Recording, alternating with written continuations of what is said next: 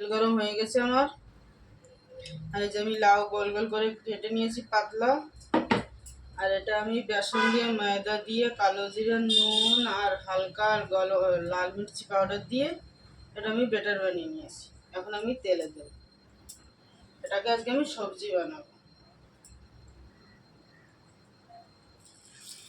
এটাকে এরকম এর ভিতরে ডুবিয়ে ডুবিয়ে এরকম পাকোড়া বানাবো।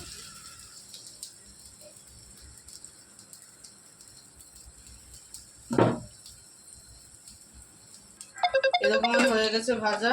এখন আমি উঠিয়ে নেব। এইভাবে হালকা লাল লাল করে ভেজে নিতে হবে। দেখো আমার পকোড়াগুলো সব ভাজা হয়ে গেছে। এখন আমি মশলা জিরে ফোড়ন আর তেজপাতা দেব।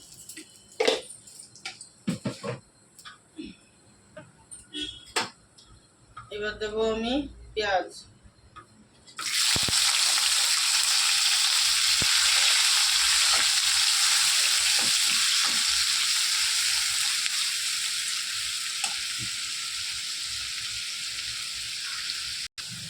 পেঁয়াজ দিচ্ছি। এবার আমি 1 চামচ আদা রসুন বাটা দেবো। পেঁয়াজটা ভাজা ভাজা হয়ে গেছে। এখন আমি দেবো টমেটো।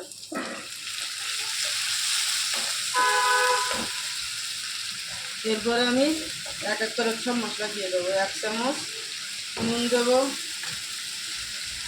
1 চামচ ধনে পাউডার, 1 চামচ হলুদ, আধা চামচ শুকনো লঙ্কার গুঁড়ো। এবার দেবো সবজির মশলা।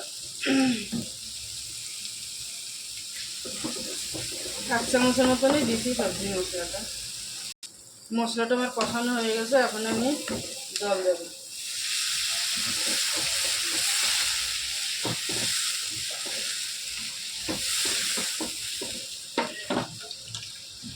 পরিমাণ মতো জল দেবো। জলটা ফুটে গেলে আমার সবজির জলটা ফুটে গেছে। এখন আমি পাকোড়াগুলো দিয়ে দেবো।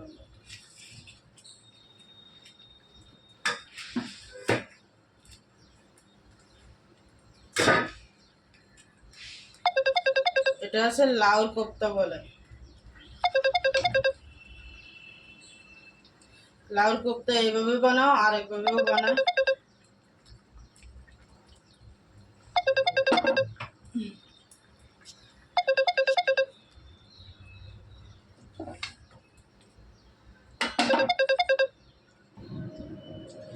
দেখো আমি উপর দিয়ে ধনে পাতা দিয়েছি। এটা হচ্ছে লাউর পকোড়ার সবজি। ইউটিউবে দেখলে লাইক করো, সাবস্ক্রাইব করো, আর ফেসবুকে দেখলে লাইক করো, ফলো করো। আর ভিডিওটা কেমন হয়েছে দেখো, প্লিজ ভিডিওটা দেখো। বাই।